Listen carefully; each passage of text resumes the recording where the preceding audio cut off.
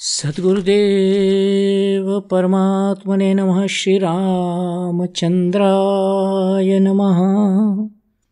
साधना में वाणी संयम की अनिवार्यता। वाणी संयम के लिए ऐसे क्या क्या नियम व ख्याल रखना चाहिए जो जल्दी वाणी संयम साध्य करा देवे, इसके बारे में गुरुदेव ने स्पष्ट रूप से विस्तार पूर्वक कहा है। गुरुदेव कहते हैं कि तुम्हारी जिज्ञासा से मुझे बहुत प्रसन्नता हो रही है। अच्छा, तो अब मैं और भी अधिक स्पष्टता से इसे समझाता हूं। देखो, वाणी एक दिव्य शक्ति है और पानी एक दिव्य तत्व है। इन दोनों के आधार पर सारा संसार का कार्य सुचारू रूप से चल रहा है। इसलिए वाणी और पानी की निरर्थक व्यय कदापि नहीं करना चाहिए, परंतु हम दोनों को कितनी हद तक निरर्थक बहा रहे हैं, इस पर ध्यान देने से ही ये मालूम पड़ेगा। वाणी संयम साधने की इच्छा वालों को सोच समझकर विचारपूर्वक तथा शांति से वाणी बोलने की आदत डालते समय अपनी वाणी के दोषों के साथ साथ ही अपने मलिन विचार वृत्तियों के बारे में भी मालूम पड़ जाता है। कारण कि वैखरी वाणी तो वाणी का स्थूल बाहरी स्वरूप है जो शब्दों को लेकर व्यक्त होता है और सुनाई पड़ता है। वैखरी वाणी का अव्यक्त स्वरूप मन के भाव व विचार है। किसी भी व्यक्ति या घटना के लिए मन में अनुकूल या प्रतिकूल भाव उठता है, फिर उसके अनुरूप विचार बंध जाते हैं। कटु कठोर क्रोध, दुर्वचन की भाषा अथवा स्नेह सद्भावपूर्ण भाषा अथवा अहवेलना उदासीनता की भाषा या ऐसी ही कोई भाषा भाव व विचार के अनुरूप उसी वक्त तैयार हो जाती है और तत्काल वही भाषा वैखरी वाणी के द्वारा बाहर सुनाई देती है। अंतःकरण माने पूर्व जन्मों के अनेक विध संस्कारों का संग्रहालय। इसमें से तीव्र संस्कार की वृत्ति, उस वृत्ति के अनुरूप भाव, उस भाव के अनुरूप विचार और उस विचार के अनुरूप क्रिया होती रहती है। अत्यंत सूक्ष्माति सूक्ष्म ये प्रक्रिया अत्यंत शीघ्रता से अविरत चलती रहती है। इसी को लेकर प्राणी मात्र सतत क्रियाशील रहता है। इस क्रिया को करने वाले ज्ञान तंतु भी अत्यंत सूक्ष्माति सूक्ष्म है और परस्पर में अद्भुत रीति से जुड़े हुए हैं। एक एक ज्ञान तंतु अपनी अपनी क्रिया प्रक्रिया में कार्यक्षम है और इस प्रकार कई ज्ञान तंतुओं के द्वारा एक एक क्रिया प्रक्रिया संपन्न होती जाती है, फिर भी अत्यंत शीघ्रता से होती जाती है। सोचो तो, अगर ये सृष्टि आकस्मिक परिणाम होवे तो इतना ज्ञानपूर्ण सर्जन, इतनी विविधता को लेकर किस प्रकार संभवित होता। सृष्टि का निर्माण हेतुपूर्वक भगवान ने स्वयं किया है। परम ज्ञानवान ने ही इतनी ज्ञान सभर सृष्टि का सर्जन किया है। ज्ञान तंतु की क्रिया प्रक्रिया इतनी शीघ्रातिशीघ्र न होती तो इस संसार का स्वरूप कैसा होता। सरकार में या बड़े खाते में एक अर्जी पेश की जाती है, तब एक टेबल से दूसरे टेबल पर या एक खाते में से दूसरे खाते में पहुंचने में कितना समय निकल जाता है, इसका अनुभव तो होगा ही। बोलना है बहुभांति के, नैनन नहीं कछु सूझ, कहहि कबीर पुकारी के, घट घट वाणी बूझ। तो तात्पर्य ये है कि भाव व विचार होते हैं, उन्हीं के अनुरूप वाणी निकलती रहती है। इसलिए वाणी को लेकर वक्ता के स्तर का निर्णय किया जाता है।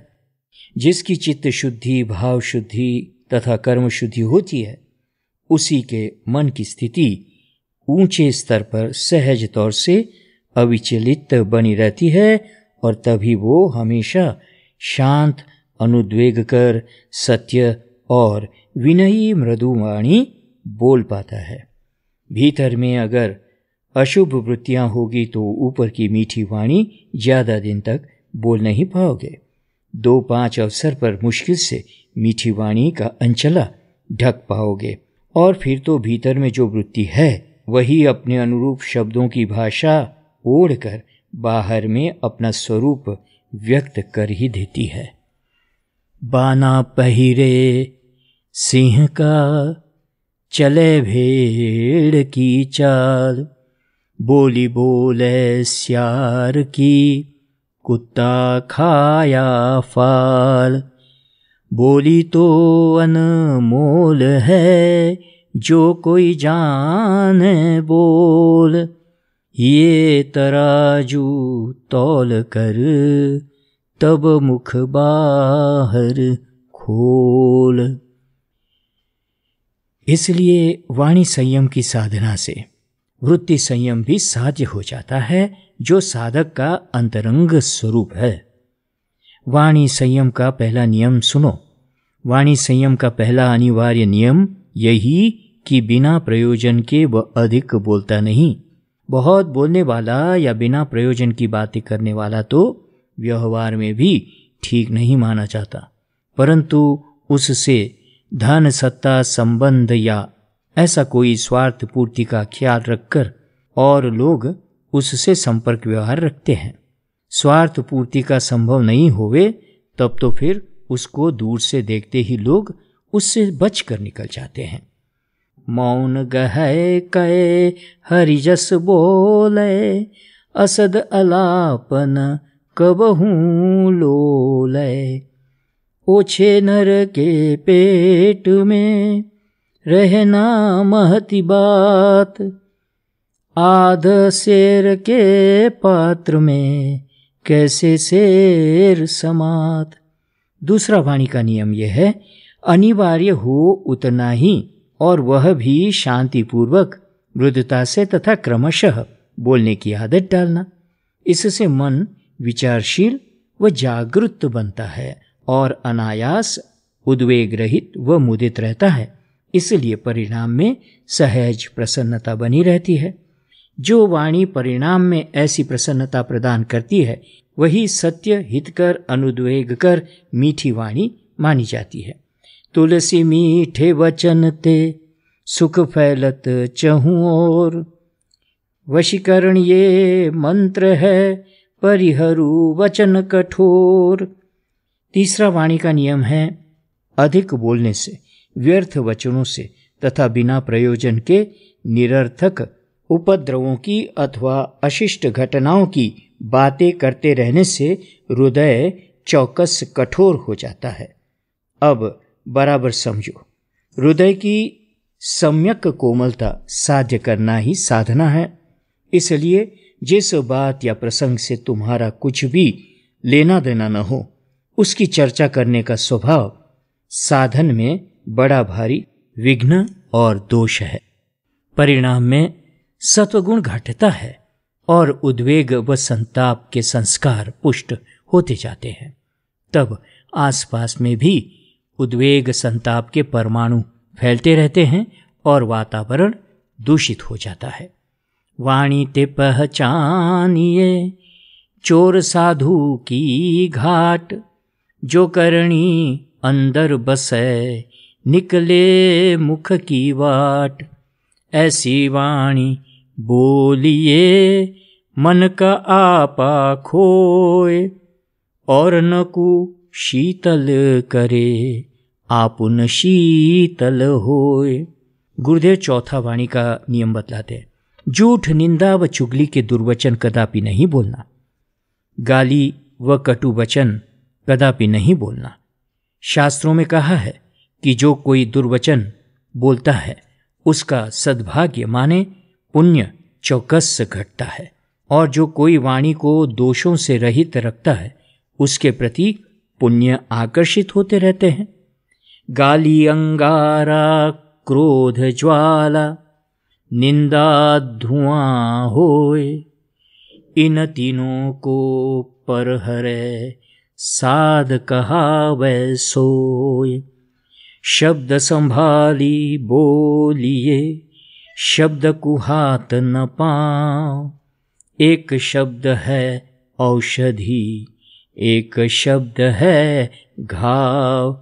इसलिए आवेश के समय मन के साथ पूरा परिश्रम करते हुए सावधानी पूर्वक बिल्कुल मौन रहना, दूसरों की बुराई, दोष या अपराध की स्मृति को भूलाकर मन को जबरन भगवान नाम जाप में लगाने के परिश्रम में संलग्न रहना। क्रोध या दुर्वचन बोलने के पहले और बाद में भी प्रयत्नपूर्वक बराबर सोचना चाहिए कि अगर ऐसा वचन मेरे से कोई कहता तो दुष्ट वचन शरते बुरे, भले शत्रु के बाण। श्रीधर जो नर सहत है, तासम साधु न आन। पांचवा नियम बताते हैं गुरुदेव, व्यर्थ निरर्थक बातें किसी से नहीं बोलना। उदाहरण, किसी के बिना पूछे ही अपनी निरर्थक बातें, जैसे कि आज मैं अमुक को मिला या ऐसा नाटक देखा या ऐसा भोजन पाया आदि कदापि नहीं बोलना। भले ये सत्य है, लेकिन सर्वथा निरर्थक वाणी है। सोचो तो ऐसी निरर्थक वाणी का क्या लाभ? निरर्थक वाणी के दो दोष है। पहला, इससे हमारा अहम प्रदर्शित किया जाता है और प्रदर्शन का परिणाम है अहम की पुष्टि। दूसरा, ऐसी इधर उधर की बातों में से सुनने वाला कदाच अपने स्वार्थ पूर्ति का अनुसंधान ढूंढ लेता है और उसका दुरुपयोग ऐसी व्यक्ति जो कि इस चर्चा के समय हाजिर भी नहीं हो उसके प्रति करता है। संभव है कि ऐसा दुरुपयोग तुम्हारे प्रति भी किया जाए।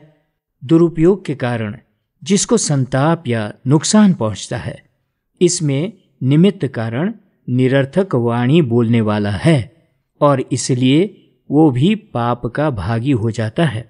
अब इसकी सूक्ष्मता पर सोचो। बोलने वाले को तो मालूम भी नहीं पड़ता है कि सुनने वाले ने उसकी बातों का किसके ऊपर किस प्रकार का दुरुपयोग कब और कहाँ किया है। बोलने वाले को भले मालूम नहीं पड़ता, परंतु चित्रगुप्त को तो बराबर पड़ जाता है। इसलिए ये पाप कर्म बोलने वाले के नाम पर चढ़ा ही देता है। दूसरे प्रकार से भी सोचो, मान लिया जाए कि हम चित्रगुप्त या कर्म परिणाम को नहीं मानते हैं, ठीक है, परंतु संस्कारिता, शिष्टता, स्वच्छता, पवित्रता आदि को तो मानते हैं ना। अगर इनको नहीं मानते होते तो इतने अलग अलग प्रकार के समूह या वर्ग क्यों? तब फिर कहाँ की शिष्टता है कि बिना प्रयोजन की निरर्थक बातें बोलते रहना? और ऐसे बोलने वाले का तथा उसको सुनने वाले का कौन सा स्तर होता है? देखो, कई अनुभवों से मेरा मंतव्य है कि अहम की प्रबलता बुद्धिमानों की विचारशीलता को भी आवृत्त कर देती है और वही अर्थात अहम ही इस प्रकार बोला बोल करता है। बुद्धिमानों को भी विचार नहीं होता है कि ऐसी निरर्थक बातें सुनने को ये लोग बराबर क्यों मेरे पास आया करते हैं और ऐसी तैसी बातें बोलने में मुझे क्यों प्रेरित करते रहते हैं। बाढ़े गर्व गुमान के, बाढ़े गर्व गुमान के, अंतर परिगौ दूरी। देखो, ये तीन लक्षण मन की निर्बलता को प्रकट करते हैं। पहला, बोलने के उचित अवसर पर चुप रह जाना। ज्ञान रतन की कोठरी चुपक दियो है ताल, पारिख आगे खोलिए कुंजी बचन रसाल। दूसरा, चुप रहने के उचित अवसर पर बोलना। नीकी पै फीकी लगे बिन अवसर की बात, जैसे बर्तन युद्ध में रस सिंगार न सुहात। हीरा तहान खोलिए जहाँ खोटी हो हाट, हीरा तहान खोलिए जहाँ खोटी हो हाट। कस कर बांधो गाठरी, उठ कर चल दो बाट। तीसरा, बिना प्रयोजन की निरर्थक बातें बोलते रहना। पेट न फूलत बिनु रहे, कहत न लागे देर। पेट न फूलत बिनु कहे, कहत न लागे देर। सुमति विचारी बोलिए, समझी फुफेर सुफेर। सदैव स्मरण में रखना चाहिए कि जितना जैसा बोलना होता है उतना ही वैसा चिंतन, मनन व सूक्ष्म संवेदन होता रहता है। इसलिए भले ही निंदा, झूठ, चुगली आदि न होवे, फिर भी ऐसी निरर्थक वाणी नहीं बोलना। छठा नियम यह है कि मिथ्या तथा दोष अपराध को प्रकट करती पापयुक्त वाणी नहीं बोलना। मिथ्या तथा दोष अपराध को प्रकट करती पापयुक्त वाणी नहीं बोलना। व्यर्थ वाणी के दोष से भी अधिक दोष मिथ्या व पापयुक्त वाणी के हैं। किसी के दुराचार की बातें बिना प्रयोजन के बोलना नहीं चाहिए। प्रयोजन को ठीक से सोचना समझना पश्चात बोलना।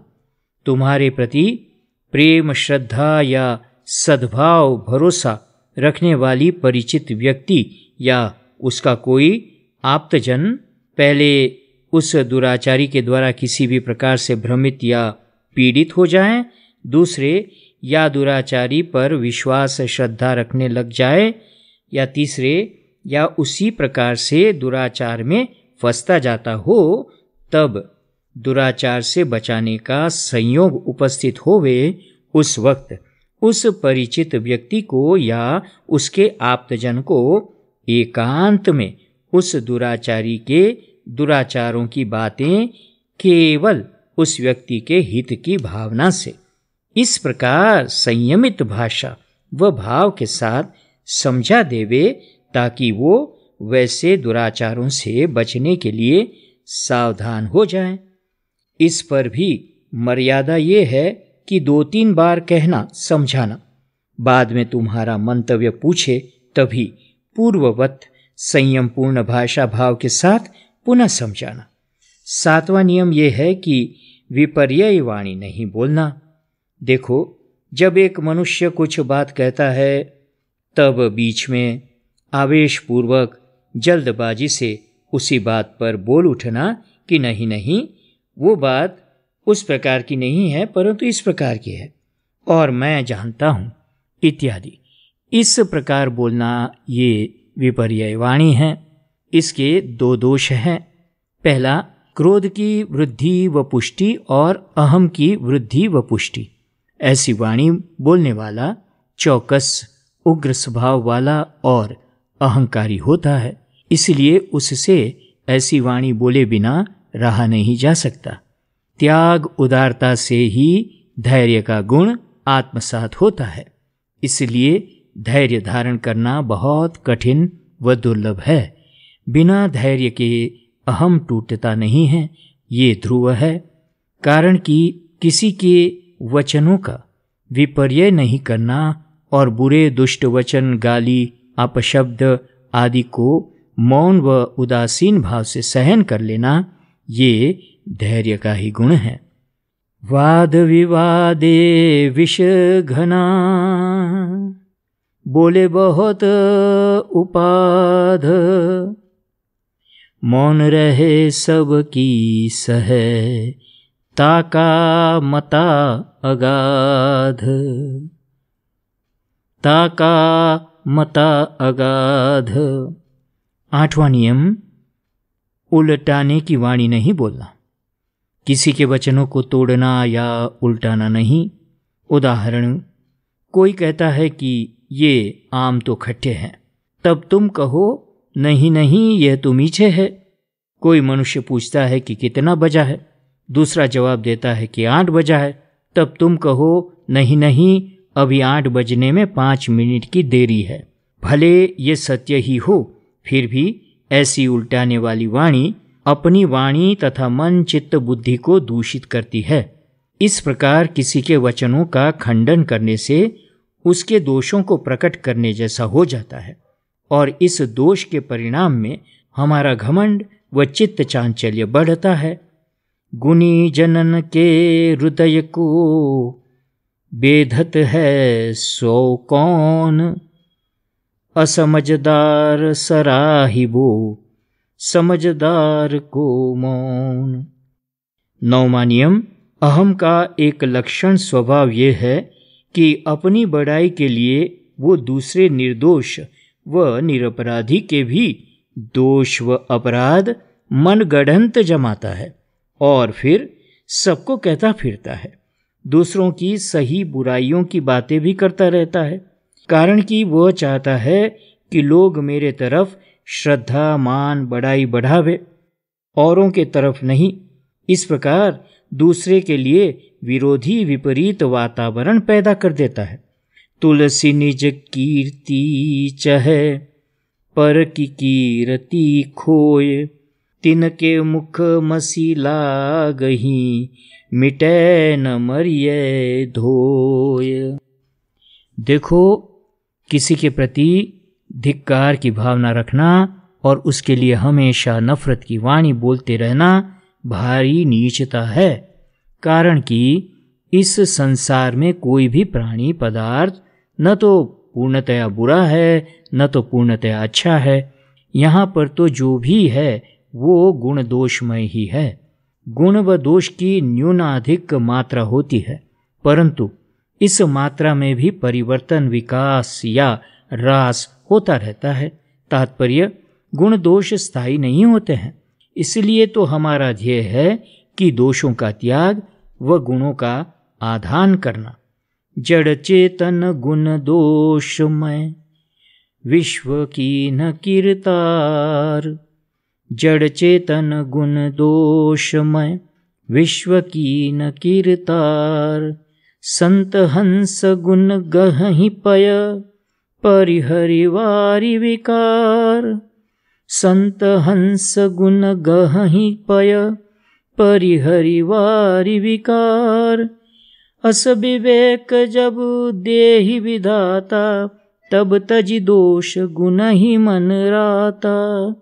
10वां वाणी का नियम है, किसी के छिद्र या निर्बलता की सत्य बात दोषपूर्वक प्रकट नहीं करना। ऐसी बात कहकर व्यंग युक्त उपहास करना नहीं। दूसरों को भी ऐसी बातें कहकर रमुज या विनोद करने का अवसर देना नहीं। हास्य बुरा नहीं है। विनोद प्रसन्नता या हास्य मन का स्वास्थ्य व्यक्त करता है, परंतु दूसरों के छिद्र व ऐब को लेकर हंसना या विनोद करना बहुत बुरी आदत है। यद्यपि धृतराष्ट्र जी अंधे ही थे और दुर्योधन आदि कौरव इन्हीं के पुत्र थे, फिर भी व्यंग्यपूर्ण मजाक से अंधे का पुत्र कहने के कारण परस्पर में वैर व महाभारत युद्ध हुआ था। अच्छे अच्छे कुलीन खानदान व्यंग मजाक के कारण बर्बाद हो जाते हैं। व्यंग वाणी से भी पाप वाणी के जैसा पाप कर्म होता है, जो हमने चाहा या सोचा भी न होवे। सुनने वाला उस व्यंग का कैसा भी दुरुपयोग कर पाता है। और भी सोचना चाहिए कि दोष या छिद्र मेरे में कहाँ नहीं है। अगर इसे कोई जान लेगा तो कदाचित कोई अशुभ संस्कार प्रबल हो जाए तो सारे गुण एक तरफ रह जाते हैं और कोई जघन्य दुराचार पापाचार हो जाना भी संभव है। कल क्या हो जाएगा ये कोई जान नहीं सकता। कबीर गर्व न कीजिए, रंक न हंसिए कोय, अपनो नाव समुद्र में न जाने क्या होए। ये हमेशा ख्याल में रखना कि जीवन की आखिरी क्षण तक ये संभव है कि जिसकी हंसी की जाती हो उससे भी नीची अवस्था में हम स्वयं उतर जाए और वह व्यक्ति ऊंची अवस्था पर पहुंच जाए। काल स्वभाव कर्म बरियाई, भले प्रकृति बश चुकहि भलाई, सो सुधारी हरिजन जिमिले ही, दलि सुख दोष विमल यश देही। देखो, मैं पुनः स्पष्ट करता हूं कि हंसी और हास्यरस दोनों अलग है। हास्यरस त्याज्य व निंदनीय नहीं है, अपितु वातावरण में, अपने चित्त में तथा औरों के चित्त में प्रसन्नता फैलाने वाला खुशबूदार उत्तम रस है। जिस प्रकार की वातावरण में खुशबू फैलाने वाला खुशबूदार पुष्प सर्व पुष्पों में उत्तम पुष्प है, परंतु हास्य रस का दोष यही है कि उसकी मर्यादा का ख्याल बहुधा लोगों को नहीं रहता। कवचित विरले मनुष्य ही उसको मर्यादा में रख पाते हैं, और मर्यादित होते ही वह अश्लीलता, अशिष्ट और व्यंग हंसी के रूप में परिवर्तित हो जाता है, और ये तीनों बराबर त्याज्य है। हास्य में निर्दोष मिथ्या का दोष नहीं, परंतु अहितकर मिथ्या का तो बड़ा भारी पातक होता है। इसका परिणाम खूब भोगना पड़ता है। इसलिए उचित तो ये ही है कि हास्य शुद्ध, पवित्र, निर्दोष या अपने ऊपर ही होवे। व्यंगवाणी का दोष ये है कि वो द्वेषवर्धक तथा कटु होती है, इसलिए निश्चित ही लड़ाई झगड़ा व उद्वेग पैदा करती है। हंसी मजाक में भी दुखकर व अप्रिय वाणी नहीं बोलना चाहिए। जिसकी जो बात व्यंग से कही जाती है, वही बात सरलतापूर्वक उसी को साफ साफ शब्दों में शांतिपूर्वक कहना चाहिए। मर्म वाक्यमपि नोच्चरणीयम, मधुर वचन कटु बोलिबो, बिनु श्रम भाग अभाग। कहु कहु कलकंठ रव, काका कररत काग। 11वां नियम। हाँ भाई, वाणी के जिस दोष को मैं अब कहने वाला हूं, उसे सुनते हुए सब मन में कहेंगे कि मेरे में ये दोष नहीं है, और मैं भी ऐसा मानता हूं, परंतु हमारे श्री श्री कबीर जी महाराज ने जो कहा है वही बतला रहा हूं। सातो सागर मैं फरिया, जम्बू द्वीप के पीठ, निंदा पर की नाहि करे, सो कोई बिरला डीठ, सो कोई बिरला डीठ। निंदा करने से जो पाप लगता है वो मांस, मदिरापान, व्यभिचार या चोरी करने के पाप से भी अधिक गहरा है। देखो, मांस, मदिरापान या चोरी, व्यभिचार आदि पाप कर्म ऐसे हैं कि जब छोड़े जाते हैं तब उनके पाप कर्म भी उसी वक्त बंद हो जाते हैं, परंतु निंदा के द्वारा जो पाप कर्म होते हैं उसकी तो एक श्रृंखला बन जाती है। एक निंदा वचन से जिसकी निंदा की जाती है, उस व्यक्ति के प्रति कईयों के चित्त में राग, द्वेष, क्रोध, हिंसा या विद्रोह आदि का उद्भव हो जाता है। तब परिणाम ये होता है कि निंदा सुनने वाले लोग अपनी अपनी राग आदिकों की मलिन वृत्तियों को लेकर उस व्यक्ति की अधिक निंदा और बुराई करते हैं। परम धर्म श्रुति विदित अहिंसा, पर निंदा सम अघन गहीसा। इसलिए निंदा के परिणाम की श्रृंखला बनी रहती है, जो निंदकों को तब तक भोगना पड़ता है जब तक वो जिसकी निंदा की गई हो उससे क्षमा प्राप्त नहीं कर लेता। निंदा का दाग तो तभी मिटेगा जब निंदक अपने कही हुई निंदा का सरलतापूर्वक इकरार करता हुआ उस निंदा वचनों के सुनने वालों को भी बताता रहता है कि भाई, मैंने निर्दोष की ऐसी ऐसी निंदा की बातें द्वेषपूर्वक आपसे कही थी। मेरी इस भूल को अब मैंने समझ ली है, जानी है, और इसलिए मैं आपसे भी क्षमा की याचना करता हूँ। कंचन तज वो सुलभ है, सुलभ त्रिया को नेह, निंदा स्तुति त्याग वो तुलसी दुर्लभ एह।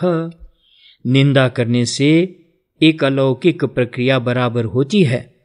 निंदक का पुण्य व सद्भाग्य जिस व्यक्ति की वो निंदा करता है उसी व्यक्ति के पास चला जाता है, और उस व्यक्ति के पाप तो निंदक के पास चले आते हैं। उस व्यक्ति के तो पुण्य का जमावा होता जाता है, त्यों त्यों वो तो उत्तरोत्तर उन्नति प्राप्त करता जाता है और तेजस्वी होता जाता है, परंतु निंदक उतना ही तेजविहीन और असफल होता जाता है। निंदक को इस प्रक्रिया का डबल परिणाम मिलता है। एक तो उसके पुण्य का तेज घटता जाता है और ऊपर से सामने वाले के पाप उसके पास आते जाते हैं, तो अंतःकरण में अंधकार ही अंधकार बढ़ता जाता है। उसको सही सूझता नहीं, सामने वाले के गुणोत्कर्ष को जान नहीं पाता और उसकी सदैव निंदा करता है। श्री श्री कबीर जी महाराज का इतना प्रचंड विकास था कि इससे जलकर उनके विरोधियों व निंदकों का बड़ा भारी जूथ हो गया था। ये भी एक अलौकिक प्रक्रिया देखने और अनुभव में आई है कि रागादिक व काम क्रोधादिक निम्न स्तर की वृत्तियों वालों का जूथ अत्यंत शीघ्र बन जाता है। वह जूथ परस्पर में इतना वफादार रहता है कि आश्चर्य होता है, जबकि इस तरफ सत्वगुण की उच्च स्तर की वृत्तियों वालों का जूथ बनता नहीं, कारण कि ऐसा चित्त होना ही विरल बात है। सिंहों का लेहड़ा नहीं, हंसों की नहीं पात, लालों की नहीं बोरियां, साधन चले जमात। फिर भी ऐसे विरल चित्त वालों का परस्पर में पवित्र, दिव्य और सूक्ष्मतम स्नेह भाव का अनुसंधान इस प्रकार का रहता है जो युग युगांतर पर्यंत छूटता नहीं। हाँ, तो श्री श्री कबीर जी महाराज ने स्वानुभूति कही है। निंदक नियर ही राखही, आंगन ही कुटी छवाय, बिन पानी साबू बिना, निर्मल करे सुभाय। निंदा स्तुति उभय सम, ममता मम पद कंज, ते सज्जन मम प्राण प्रिय, गुण मंदिर सुख पुंज। सही में लौकिक व परलौकिक लाभ प्राप्त करना हो या जीवन में उन्नति और प्रसन्नता प्राप्त करना हो तो अपने मार्ग तथा जीवन व्यवहारों की ओर ही दृष्टि रखो। अपने दोषों को सोचो, समझो तथा बोलो, अपना व्यवहार शुद्ध करो। फिर यह भी सोचना चाहिए कि किसी के दोष व छिद्र को जानने से तथा उसे प्रकट करने से हमको क्या लाभ होगा। वैसे दोष व छिद्र के संस्कार अपने अंतःकरण पर डालते रहना मूर्खता नहीं। अगर ऐसी आदत हो तो बिल्कुल छोड़ देना चाहिए। इसके लिए जागृति पूर्वक सोचना कि मेरे में भी कई दोष आदि है और मैं दूसरों के दोष छिद्रों की बातें करता फिरता हूँ। अपने दोषों को समझने में भूल नहीं करोगे तो उनको निकाल पाओगे। गोस्वामी जी ने जीव का दूषित स्वभाव बतलाते हुए कहा है, पर गुण सुनत दाह, पर दूषण सुनत हरख बहुतेरो, आप पाप को नगर बसावत, सही न सकत पर खेरो। सुनहु राम रघुबीर गुसाई, मन अनीत रत मेरो। विनय पद 143। औरों के गुण सुनकर ईर्ष्या की उग्र जलन उठती है। औरों के दोष सुनने में खूब आनंद अनुभूति होती है। स्वयं तो आसुरी संपत्ति में रचा पचा है। निंदा, राग, द्वेष, चुगली, मिथ्यारोप आदि के कई भारी भारी पाप कर्मों का बड़ा नगर बसाता है, परंतु दूसरे का एकमात्र छोटा दोष देखकर भी सहन नहीं कर सकता है। स्वयं भले नगर बसा रहा हो, परंतु दूसरे की एक छोटी सी झोपड़ी की भी निंदा करने लगता है। अपने अपार दोष दुर्गुण देखता नहीं, लेकिन दूसरों का मामूली दोष प्रकट करता रहता है। बुरा जो देखन मैं चला, बुरा न मिलया कोई, जो दिल खोजा आपनो, मुझसा बुरा न कोई। निंदा हिंसा के समान बुरी वृत्ति है और तन मन व वचन तीनों प्रकार से हो सकती है। वचन में निंदा होती है, ये तो अपने सब खूब जानते ही हैं। फिर नेत्रों से, हाथ से अथवा शरीर के किसी भी अंग के द्वारा इशारा व इंगित करते हुए भी किसी व्यक्ति के लिए दुर्भाव कहा जाता है। जिसके प्रति जलन उठी हो, वो व्यक्ति चाहे कितनी ही दूर होवे, फिर भी उसके प्रति दुर्भावना की वृद्धि पुष्टि करते रहना, ये भी निंदा है। जो हृदय से की जाती है वह सबसे बुरी निंदा है। इससे हमारा सत्व ही मलिन विकृत हो जाता है। अपना हृदय भीतर ही भीतर इससे 24 घंटा जलता रहता है और सारी बातें भुला देता है। द्वेष, ईर्ष्या, राग, मत्सर आदि के संस्कार इससे खूब गाढ़े और गहरे जम जाते हैं। इसलिए संतों ने कहा है कि किसी के दोष, अपराध या दुराचार का स्मरण करना ये भी बड़ा भारी पाप है। ईर्ष्या व निंदा वृत्ति का दोष ये है कि सत्य बात, सत्य स्वरूप तथा सही वास्तविकता को जानने नहीं देती है। तन, मन, वचन के सभी व्यवहारों में सभी प्रकार की अशुद्धियां बढ़ाती रहती है, अर्थात पथभ्रष्ट कर देती है। संतों की अनुभूति की ऐसी बातें पारस्य भाग नाम के ग्रंथ में बड़ी अच्छी तरह से समझाई है। मूल ग्रंथ फारसी भाषा का है और अनुभवी संत मियां मोहम्मद गजवी साहब ने लिखा है। लखनऊ के नवल किशोर प्रेस ने उसका हिंदी अनुवाद पारस भाग के नाम से बहुत साल पहले प्रकाशित किया था। हमारे समय में उर्दू राष्ट्रभाषा थी, फारसी लिपि में लिखी जाती थी। ग्रंथ अत्यंत दुर्लभ थे, हाथ से लिखा जाता था। हम लोग तो संतों की सेवा में रहकर ऐसी शिक्षा प्राप्त करते थे। संतों की अनुभूति की वाणी इस प्रकार परापूर्व से परंपरा को शिक्षा उपदेश देती रहती थी और सुरक्षित भी रहती थी। तात्पर्य तो ये है कि निंदा करना व सुनना नहीं। इस नियम का सांगोपांग पालन हो जाए तो स्वभाव में परिवर्तन अवश्य होता है, व्यवहार शुद्धि जरूर होती है, तब शांति की रसानुभूति मिलती है। जैसी मीठी लगत है गाम लोग की गाथ, ऐसी लागे हरि कथा तो तरवो है क्या बात। कथा तो हरि की, बाकी सब तो व्यथा। कथा तो हरि की ही होती है, जो गाम लोगों की गाय से होने वाली ग्रंथि, उद्वेग व राग आदिकों की व्यथा को मिटा देने वाली है। बुध विश्राम सकल जन रंजनी, राम कथा कलि कलुष विभंजनी, सोई वसुधा तल सुधा तरंगिनी, भवभंजिनी भ्रम भेक भुअंगिनी। जिस प्रकार सत्य बोलने में विवेक जागृत रखना होता है, उसी प्रकार निंदा में भी है। गुणी व निर्दोष में मिथ्या दोषारोप ये निंदा है। निंदा का सूक्ष्म रूप ईर्ष्या, राग, द्वेष है, जो भीतर ही भीतर प्रज्वलित रहता है। अब ध्यान से सुनकर खूब समझना। जो सही में वास्तव में दोषपूर्ण है, उसमें गुणों का आरोप करना, उसके सही दोषों को व अपराधों को छिपाना, या तो उनके दोष अपराध नहीं मानना, ये भी निंदा है।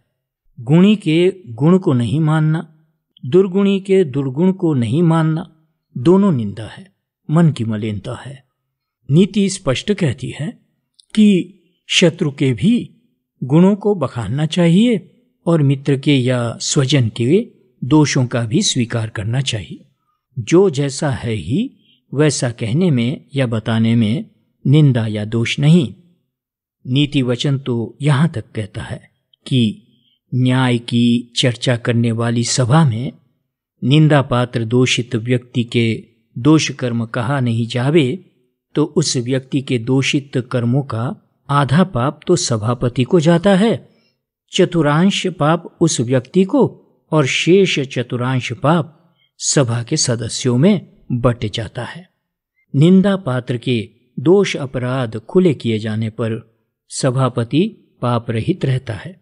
सदस्य भी निंदनीय की निंदा नहीं करने के अपराध दोष से मुक्त रहते हैं और पूरा पाप उसी व्यक्ति को लगता है। इसलिए न्याय व दंड की व्यवस्था सत्पुरुषों ने की है। भगवान के यहाँ भी न्याय व दंड की व्यवस्था है। भगवान के यहाँ इसलिए देर है, परंतु अंधेर तो कदापि नहीं है। जो सत्य बात शांतिपूर्वक शुभ हेतु से तथा 5-10 के बीच में कही जाए उसको मैं निंदा या कटु नहीं मानता। साचा शब्द कबीर का प्रगट कहे जग माही, जैसे को तैसा कहे सो तो निंदा नाही। 12वां वाणी का नियम यह है, आत्मश्लाघा कदापि नहीं करना। इससे समस्त तेज, ऐश्वर्य, क्षमता आदि लघुता को प्राप्त कर लेता है। अपने मुंह से अपनी बड़ाई करने वाला चाहे इंद्र भी हो तो भी तत्काल लघुता को प्राप्त हो जाता है। आत्मश्लाघा पतन होता है। बड़ो बड़ाई नब करे, बड़ा न बोले बोल, रही मन हीरा कब कहें, क्या है मेरा मोल। तीसरा नियम यह है, मूर्ख या कम समझने वालों से वाद विवाद नहीं करना चाहिए। सामने वाले को समझकर बोलना चाहिए। मूर्खों के या विरोधियों के परस्पर चर्चा या बकझक होते समय विचारवान को सदा मौन धारण करना चाहिए। कौवे के कांव कांव में कोकिल की मधुर कुहू कुहू को कौन सुन पाता है। चौथा नियम यह है कि जहां जब अनर्गल मिथ्या प्रलाप करने वालों की बोलबाला हो जाए तहां तब चुप रहना चाहिए। पावस देखी रहीम मन, कोयल साधा मौन, अब दादुर वक्ता भये, हम ही पूछी हैं कौन। तुलसी जहां विवेक नहीं, तहां न करिए बात, काम क्रोध अरुलोभ मद, मिथ्या चल अभिमान, इनसे मन को रोकिबो, साचो व्रत पहचान। इसके लिए वाणी संयम की साधना अनिवार्य है। आज मैं तो वाणी का प्रवाह इस प्रकार बहा रहा हूँ, गुरुदेव कहते हैं, मानो कोई बड़ा बांध यकायक टूट गया हो।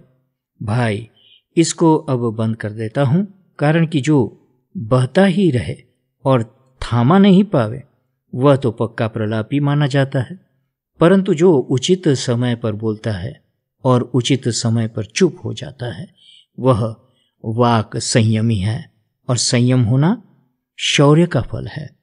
इसलिए कहा है कि ऐश्वर्यस्य विभूषणं सुजनता, शौर्यस्य वाक् संयमो, ज्ञानस्योपशमः श्रुतस्य विनयो, वित्तस्य पात्रे व्ययः, अक्रोधस्तपसः क्षमा विभवितु, धर्मस्य निर्व्याजता, सर्वेषामपि सर्वकारणमिदं, शीलं परं भूषणम्। नीति शतक 83। ऐश्वर्य का भूषण सज्जनता, शूरता का वाक् संयम, ज्ञान का शांति, शास्त्र पढ़ने का विनय, धन का सुपात्र को देना, तपस्या का क्रोध न करना, प्रभुता का क्षमा व धर्म का भूषण निश्चलता है, और अन्य सब गुणों का भूषण और कारण शील है, सिविलिटी है। इस प्रकार सद्गुरुदेव ने हम सबको वाणी के संयम का विस्तार पूर्वक उपदेश किया है। इसे आप बार बार सुनिए ताकि आपके मन में ये बैठ जाए और अपना जीवन सुधर जाए, साधना में आप सफल हो जाए। जय सिया राम, जय सद्गुरुदेव।